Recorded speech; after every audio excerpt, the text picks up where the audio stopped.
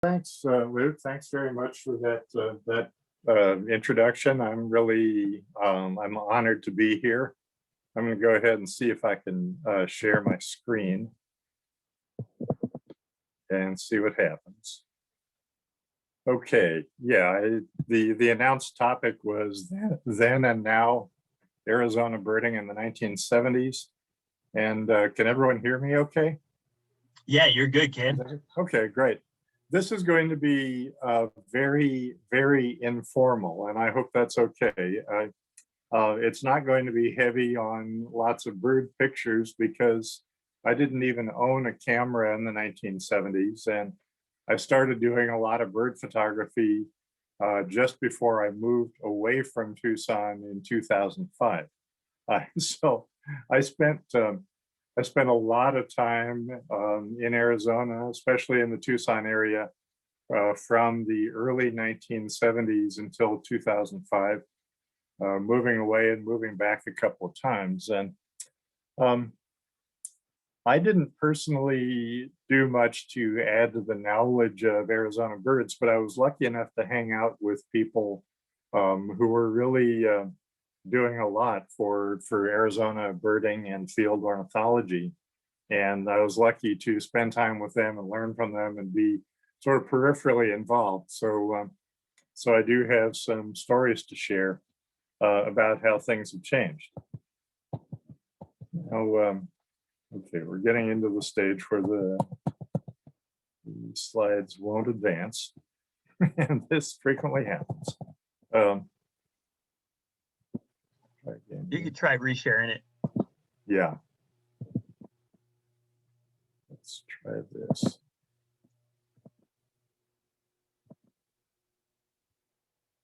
Look familiar? Okay. There we go. So I arrived in Tucson in August of 1970. I was 16 years old. I had just dropped out of high school. This is actually a joke. I mean, Tucson did not look like this in 1970. Is this picture showing up? Yeah, looks great. Okay. It's yeah, this is Tucson in the 70s. Yeah, this is not actually what Tucson looked like in 1970. But the city was somewhat different at that point. One thing that was true then that's true now is that the Tucson Audubon chapter was already really active and really strong. The first thing I did when I actually came in by Greyhound bus, arrived in Tucson, and I just hitchhiked around Southeast Arizona and camped out. And but the first thing I did when I arrived in town was I found a payphone and I called up the president of Tucson Audubon Society. Chuck Costin was the president at that point. His wife, Joan, was sort of surprised to have some scraggly teenager calling up to say, can you give me birding advice? But the people were so welcoming. They invited me along on a couple of field trips. I've had a really warm feeling for Tucson Audubon Society ever since. Now, there have been a number of changes. Just putting up this for numbers, the Tucson metro area population has more than tripled since 1970, but the overall Arizona population has grown by even more than that. So there's been more growth, for example, in the Phoenix area and Sierra Vista area and so on. So there are some obvious changes. In 1970, you could go east on Speedway across Tucson, and you got to Wilmot Road, you were at the edge of town. It was all just desert. And you go through the desert for miles and miles before you got out to Sabino Canyon. And if you've gone out that way recently, the city goes all the way out to the edge of Sabino.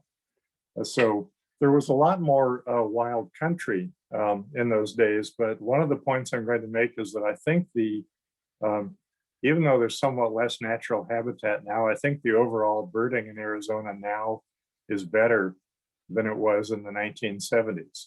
Although both eras had their exciting moments.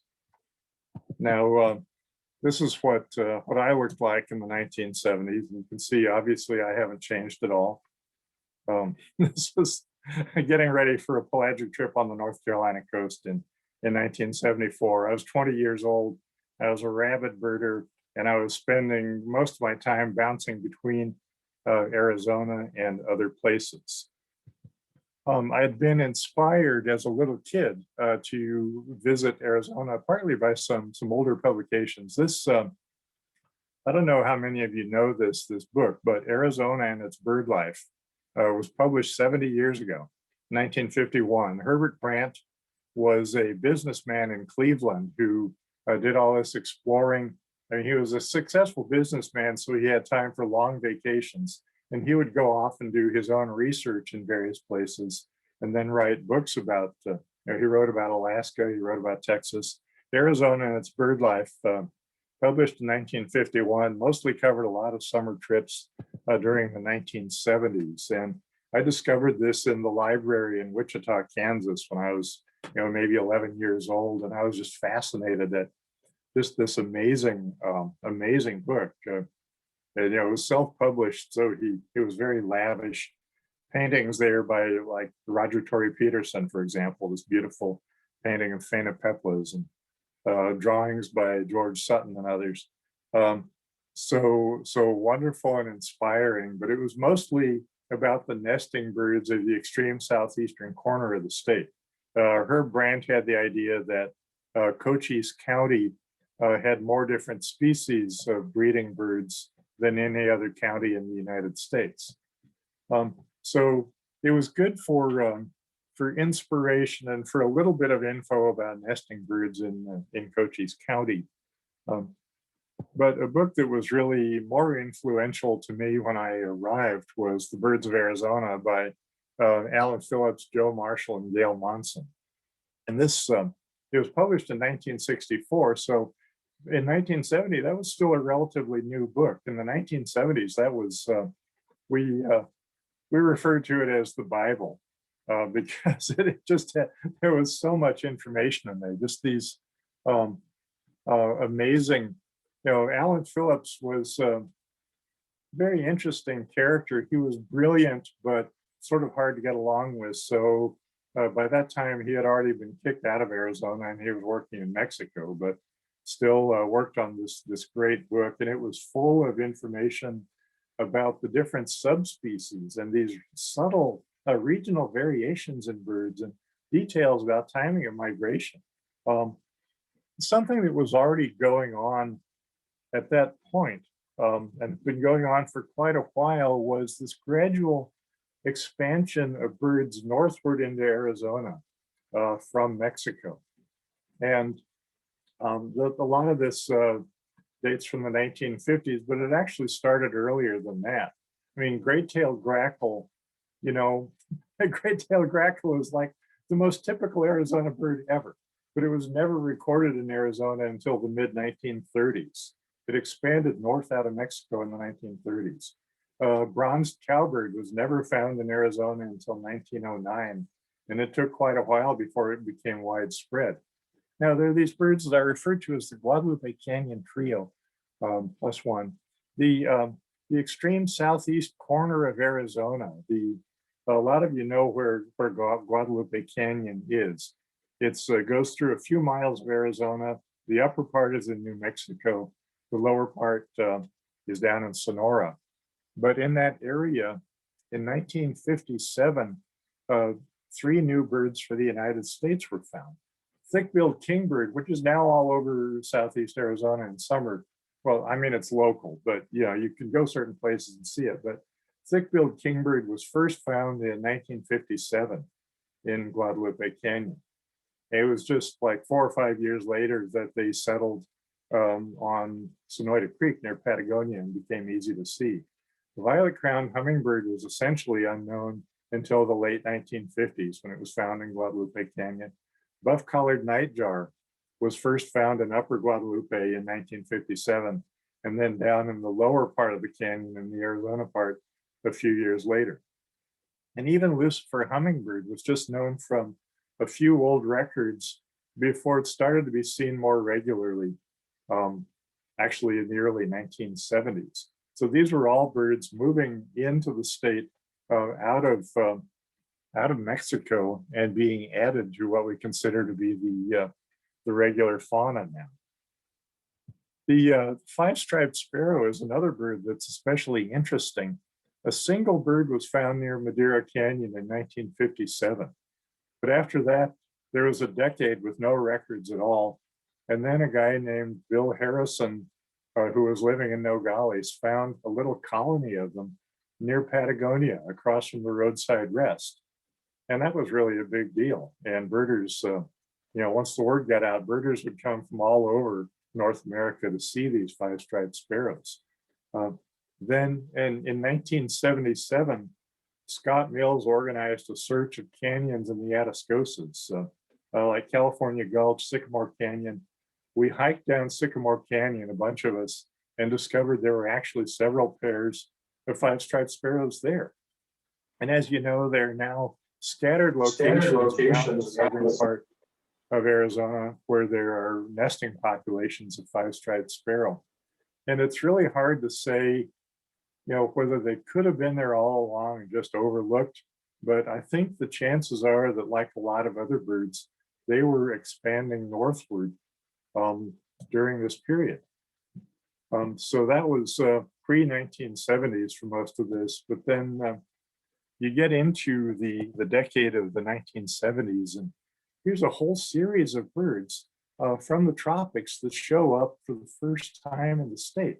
And I can tell you, it was really an exciting time. I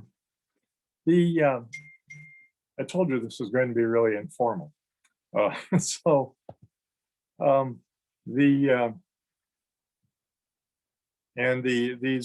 birds that were like 1969, I jumped the gun by mentioning plain-capped starthroat. 1969, that showed up at Bill Harrison's feeder on the edge of Nogales. And several years earlier, back in 1960, the same guy, Bill Harrison, had found the first rufous-backed robin for the state. So mentioning Bill Harrison gives me a good excuse to talk about sort of what the birding community was like in the state at that time. Now the overall map hasn't changed much, but and you know where everything is, but I'll use this little pointer on the map anyway. Nogales. Bill Harrison was a school teacher living there who was also an extremely keen birder, and so he was in a position to find quite a few new and interesting birds for the state. But he was pretty much the birding community in Nogales. But Tucson had a really thriving community of birders at that time, and the dean of Arizona birders, of course, was in Tucson. Gail Monson, a pretty amazing character. I was really lucky to get to know Gail while I was living in Tucson. Just so smart and so independent-minded, and he was like the only person who could stand up to Alan Phillips. I mentioned Alan Phillips as the first author of The Birds of Arizona. Phillips was brilliant, but he was an old school ornithologist who wouldn't believe a record unless there were a specimen. He got in trouble with specimen collecting a few times. But Gail Monson was the person who could convince him that he should be willing to accept photographic records. Like if there's a photo of an adult male bay-breasted warbler in full breeding plumage, Gail says, "There's no other bird in the world that looks like this, Alan. You have to accept this." And he had earned Phillips's respect as someone who did great field work all over the state for years. I mean, Gail Monson found the first white-throated sparrow records for Arizona back in 1939 down on Sonoyta Creek. And now we know there are white-throated sparrows that spend the winter there every year. But so Gail was, he was the dean of Arizona birders, but he wasn't the only person in Tucson. Steve Russell was already active at the University of Arizona. Ruth Ogden Russell. There was a whole group of people with Tucson Audubon.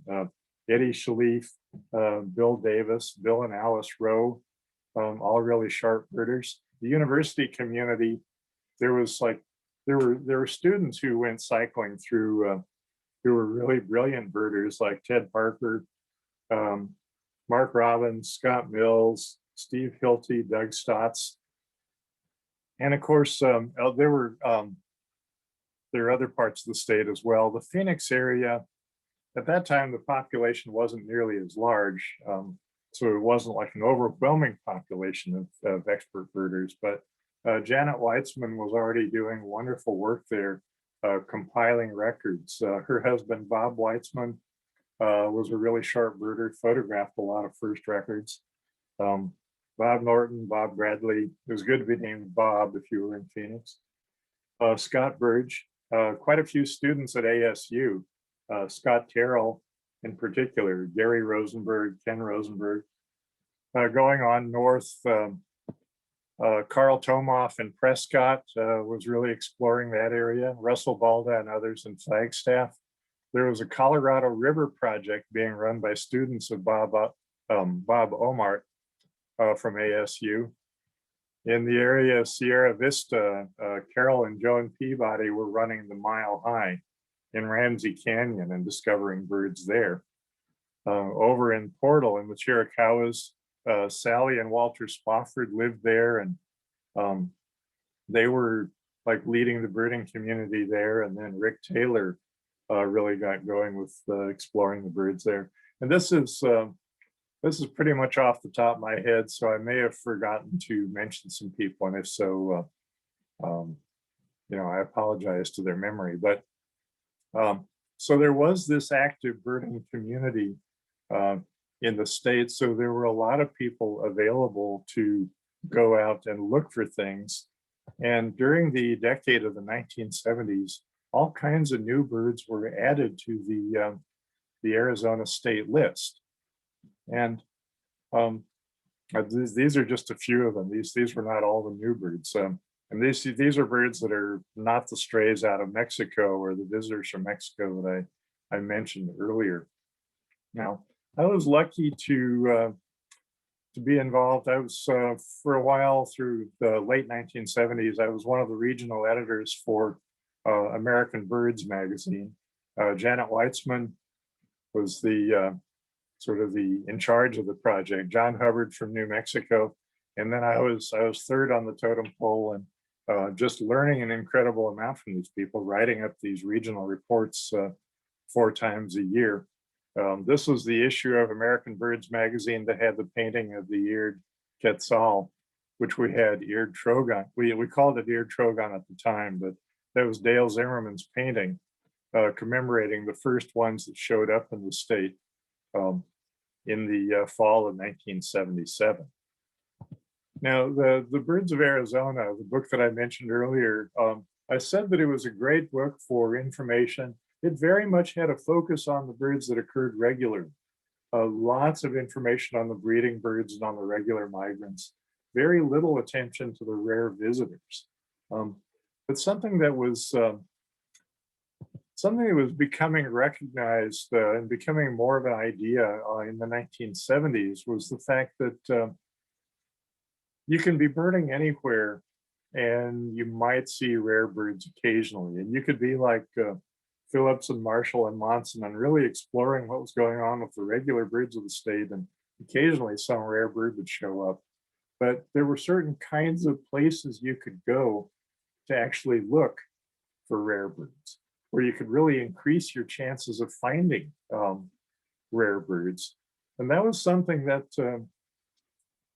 really, it had come to some extent out of California. Some experts like Guy McCaskey and Rich Stalcup had found all these amazing rare birds in the 1960s, and the longtime California birders were amazed. But the ideas they were pushing spread to Arizona. Partly, I mentioned Scott Terrell as one of the students at ASU. Scott had a real influence on encouraging Arizona birders to look for vagrant traps, look for the kinds of places where rare birds would show up. And one of the early examples all the way at the northeast corner of Arizona. I don't know if you can even see it now on the slide, but right up, it's up by the Four Corners, and it's just like a mile away from being out of the state altogether. There's a town called Nos Posts and a little wash with some cottonwoods running through it. And Scott Terrell has suggested, that would be a spot. It's so isolated. That's the kind of place where rare birds that are migrants from outside the state might show up. And so in late May of 1977, we drove up there. Janet Weitzman and Scott Terrell and Gary Rosenberg and we drove for hours and hours, like 7-hour drive, 8-hour drive from Phoenix to get to the extreme northeast corner of the state and start searching around. And sure enough, we found a blue jay. Not this one. This one's in my backyard in Ohio, but we found a blue jay. And it was only the second record for Arizona at that time. The first record had been found just the fall before. So it was close to being like a first. And I guess we also saw like a bobolink and something else. So it wasn't like a huge number of rare birds, but we were just so inspired by this that we started looking at the map and thinking about, okay, the northeast part of the state, you get north of the White Mountains and up into this area, it's really very dry country. And where you find a little isolated patch of trees, there's a good chance that some stray from elsewhere, some lost migrant is going to be in that patch of trees.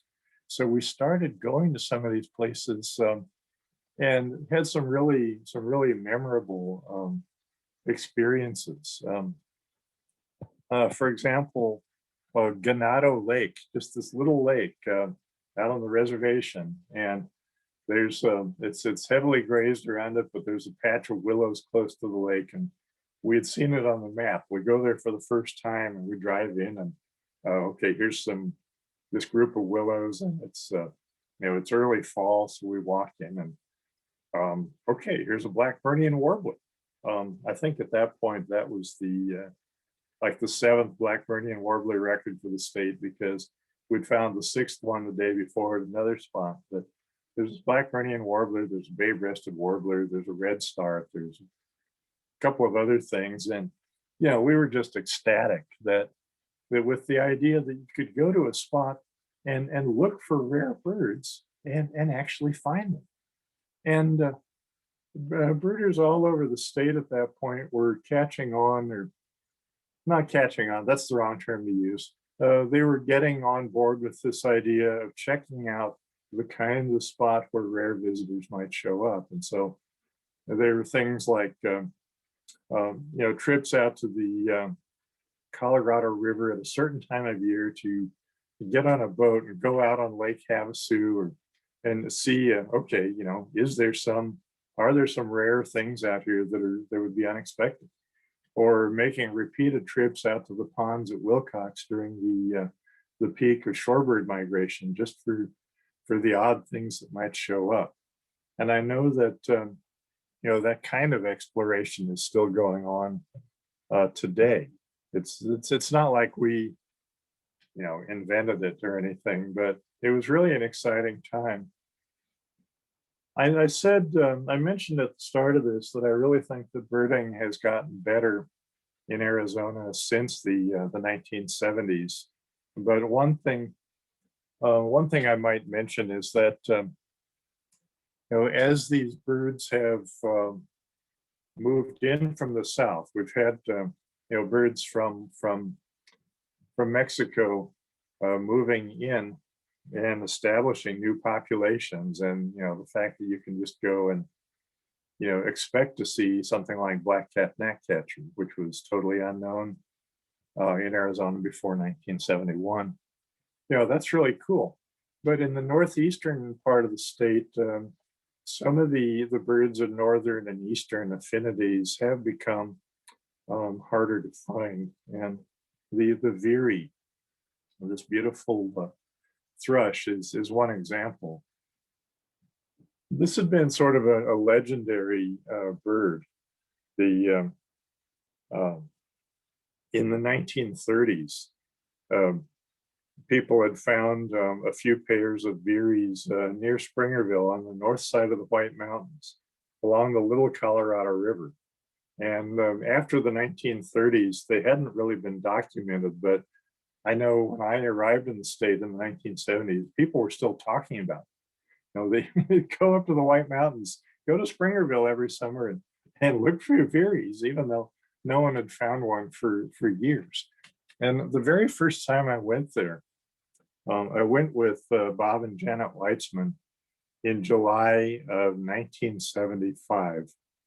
And we went up there, we camped someplace, and we went over to the Little Colorado River first thing in the morning, and we're walking in. And just before that, I had been living, I'd been spending most of my time in the East. I was commuting between Arizona and upstate New York. And so we walked in there, and we're walking along among the trees, and this bird sings. And I said, "That's a veery singing." And Bob Weitzman he turns around and looks like he's going to punch me in the face because he thought I was just joking. But there was a veery singing there in the trees. And, you know, we were just amazed. We spent the rest of the morning just watching, and it turned out there were two birds there. And there was at least one pair, maybe two pairs of veeries at that spot every summer for a few years in the late 1970s. But then after that, they weren't found again. It seemed like the area had gotten a little bit drier. Some of the birds, like catbirds, were becoming less common. You know, there are catbirds nesting there too, and American redstarts. And it seemed as if the habitat and the local climate was a little less good for these marginal eastern birds. And so some of these northern and eastern types may have faded from the Arizona birding scene. But at the same time, now I want to finish on a positive note here. There have been some really great things that have happened. Common blackhawk. This is such a magnificent bird. Back in the 1970s, there were one or two pairs of common blackhawks along Sonoyta Creek near Patagonia, and in the summer. And if you were lucky, you could go there and see them in summer. But that nesting population, they stopped nesting there after the early 1970s. I know there have been some summer records more recently, but they were pretty much gone from there. And so if you wanted to see one, you'd have to go up to areas along the Mogollon Rim or up north of Phoenix and look for the scattered nesting pairs. This phenomenon of common blackhawks migrating north along Santa Cruz in March, I'm not sure what year that was discovered, but it was after my time. And I know I was just looking at the eBird records from this spring. There were days when people had sightings of more than 100 common blackhawks going over some of his spots along the Santa Cruz south of Tucson. And that, you know, seeing more than a couple of common blackhawks in a day is really an amazing thing. So, you know, I'm sitting here in Ohio, and you know, we're never going to see a common blackhawk here. Anyway, just great things happening there. And then there have been all these, you know, we would sit around and talk about these dream birds back in the 1970s, these things that we hoped would show up someday. You know, we'd gone down into Western Mexico and I'd memorized the call of tufted flycatcher, and we just imagined, you know, maybe someday we'll find a tufted flycatcher in Arizona.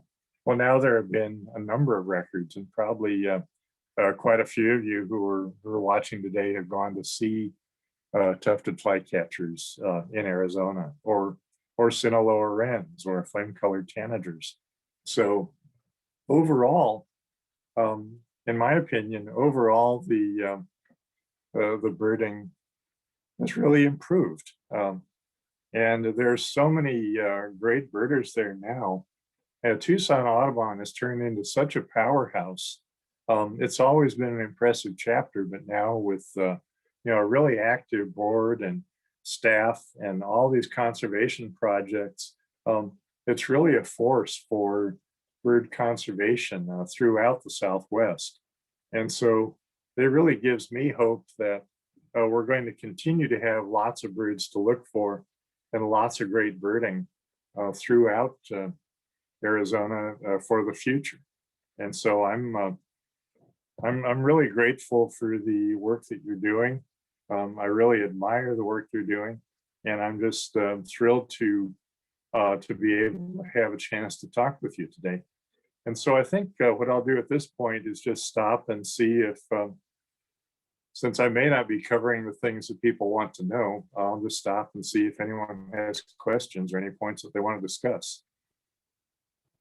Hey, Ken, thanks so much for joining us and for this really interesting history. So while people are thinking about maybe some questions they might have for you, I'll start off with the questions people are thinking. And folks, you could put your question in the chat, or could give you an opportunity to ask verbally here in a second. But Ken, you mentioned some dream birds that y'all had for, wishing that they would come up into Arizona, and you name some of those that have.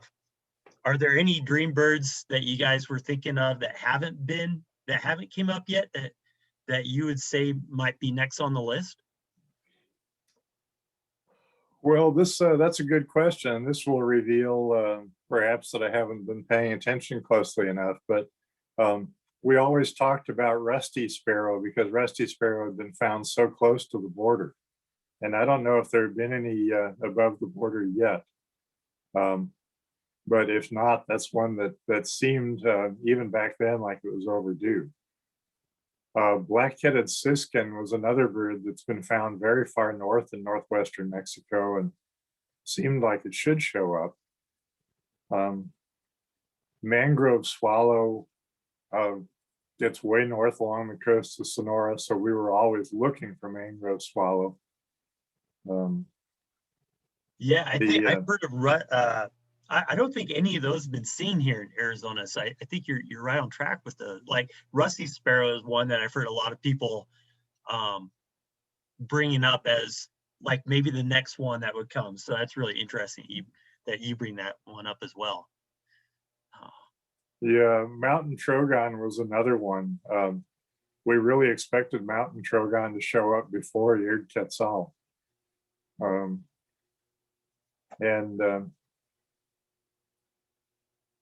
What others?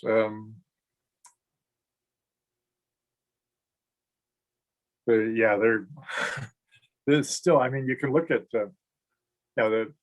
one of the great things about Southern Arizona is that you're right there on the Mexican border. And that was one of the, the chance to make weekend trips south of the border was one of the big attractions. Yeah, I've heard a few people wishing for military macaw to come up here. Yeah, yeah, that will wake people up. That would be a great one.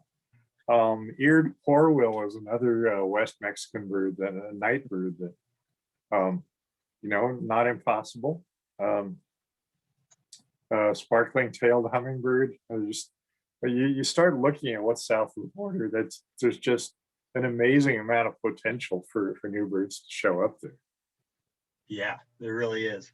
It gives us some incentive to do some digging in eBird and listening to calls of some of these birds too. So it looks like we have a few questions. Lee was wondering if you miss Arizona. Well,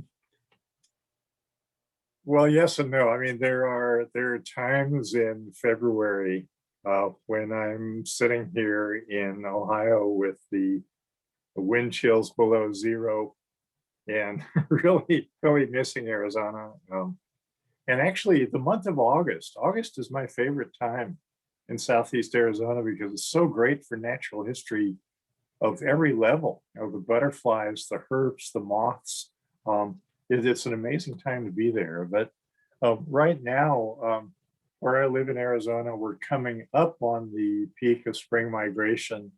And I missed Arizona a lot last week, but there were strong winds out of the south last night and today, and there are broadwing hawks going over my house. And Baltimore Orioles gathering out in the backyard. And so, you know, I'm willing to stay and do questions through absolutely as long as anyone wants to today. But when we finish, I'm going to be blasting out and going to the lakeshore to look for migrants.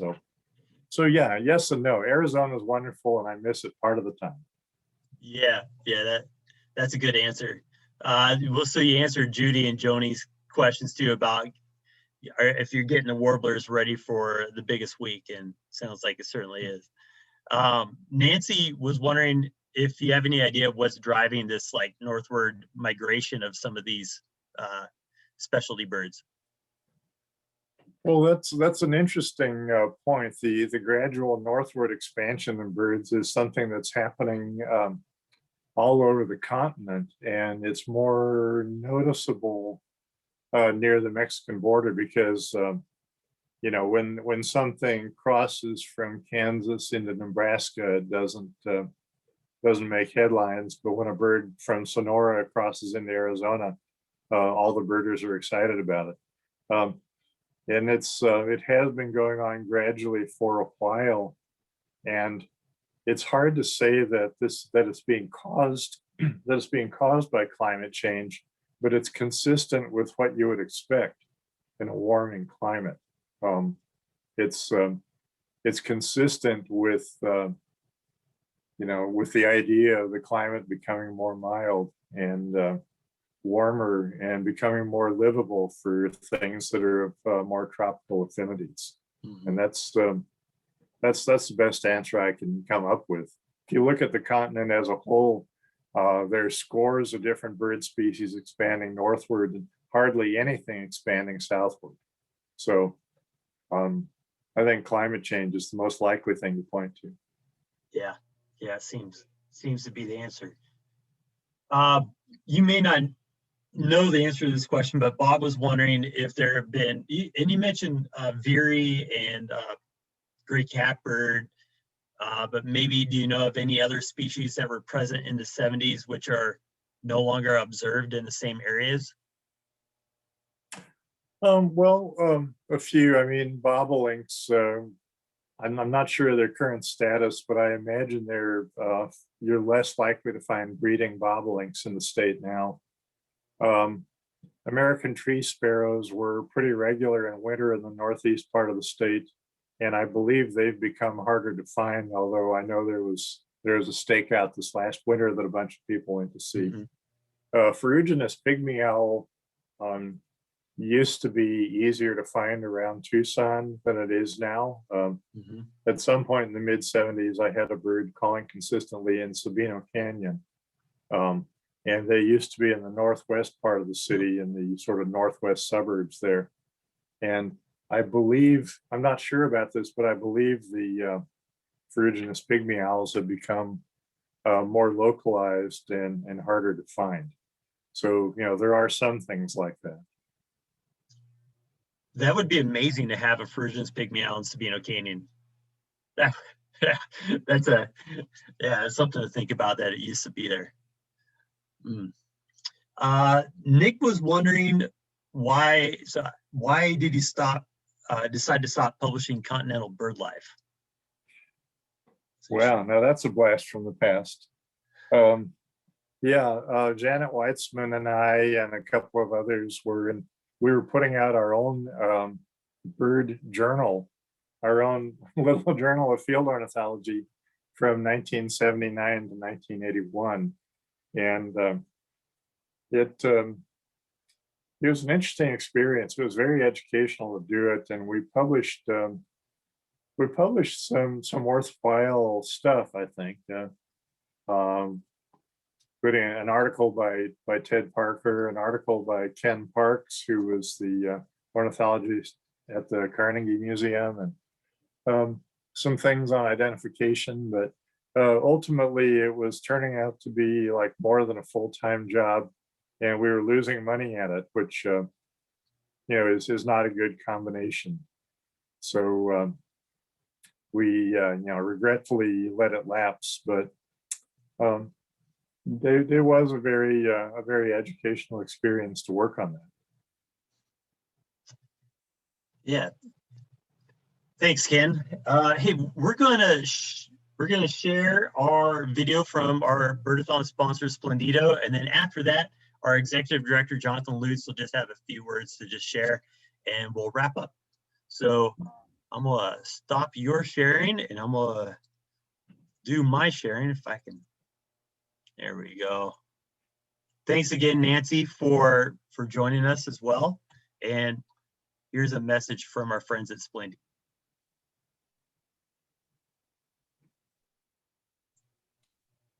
No sound. I just realized that.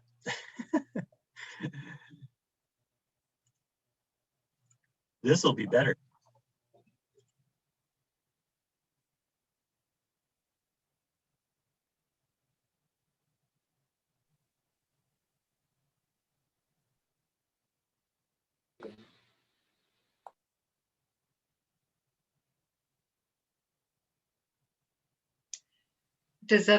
Do other people have sound? I don't. The sound's still not playing? No. No? Oh, No. well, thank you for saying something, Linda. I was assuming it was. I thought it did. I shared with the share sound right there. All right, let's try it again. My apologies. I'm blaming it on my second vaccine shot yesterday. All right. I have to blame it on something.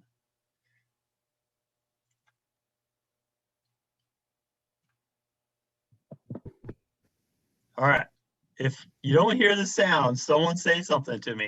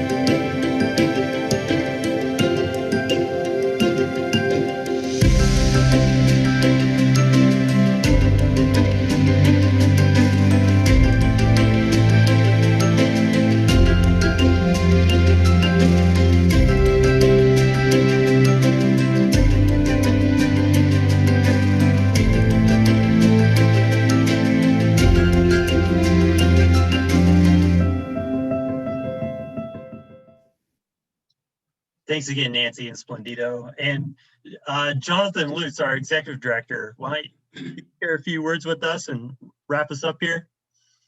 Sounds great. Thanks so much, Luke. As usual, you've done a phenomenal job of facilitating today's presentation and making all the technology run smoothly and troubleshooting.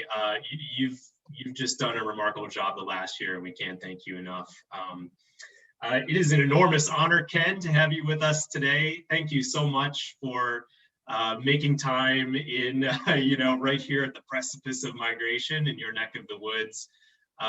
We have new birders, we have new staff on the line today, and I just want to impress on everybody what a great opportunity it was to have Ken share some words with us and be a part of this year's Birdathon. Like Luke, I was influenced by Kingbird Highway in a little bit different way. I was sort of early in my Audubon career, 2008, attending a conference. There was a silent auction, and a copy of Kingbird Highway was part of the silent auction. And a birder that I didn't know ended up winning that prize and giving it to me. And he became one of my best friends, and to this day is somebody that I look forward to going birding with. So Ken, you really bring the adventure to birding when you talk about your experiences here in Arizona, and that's something I appreciate very much. And adventurifies us all in different ways. And it can be making the journey to Patagonia to sit and, view the feeders at the Patton Center or the feeder stations in Madera Canyon for that matter. And others are, able to go further afield. You talk about places like California Gulch and Sycamore Canyon, places I know Luke and Tom spend time in, and I get down there once in a while. That's still quite an adventure, even now 50 years later. So thanks for enlightening us on that today. I want to give additional thanks to Nancy and Splendido.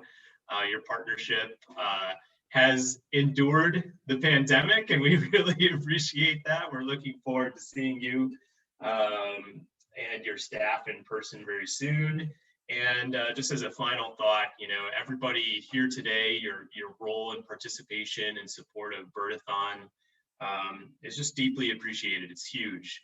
Some of the names that Ken mentioned of folks who were, early, the motivation and energy around Tucson Audubon in the 70s, Stephen Ruth Russell, Bill and Alice Rowe, those are names that are, fortunately still with us today and supporting, and we're walking in their footsteps as we embark on the 2021 Birdathon effort. So you're part of something really big here, everyone. You're part of history, and just can't think of a better way to be celebrating with none other than Kenn Kaufman. Big news today, CDC says it's okay to be outside without masks as long as you're not in a crowded setting. So we'll be looking at that, probably taking some time with it at Tucson Audubon to learn how that will affect our programs and project places like the Patton Center and the Mason Center. But I just want to encourage everybody to stay safe, and thanks for all you're doing to make sure that we can get back to normal and enjoy the birds in the way that we're used to.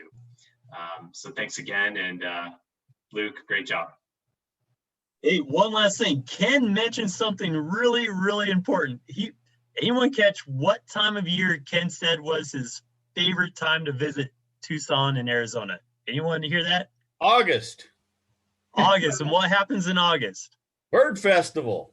The Southeast Arizona Bird Festival. Thank you, Tom. You're reading my mind. I think a lot of you were. August 11th through 15th. You guys will be hearing about that a lot here in the next upcoming months. Weeks, months.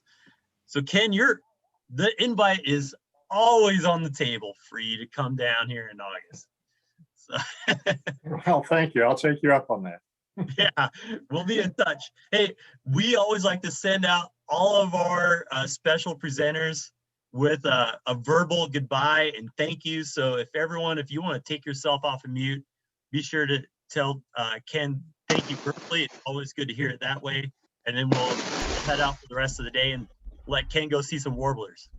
Yeah. Thank you. Thank you. Thanks, Ken.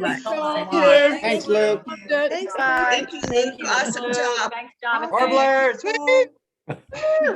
There we go. All right. Hey, Ken, thank you so much. And thank all of you for being part of Birdathon. Thank you. Thanks, Luke. And I'm on my way to see the warblers in 2 weeks. So Okay, excellent. got tickets. All right. We'll see you guys later. Thanks again, Ken.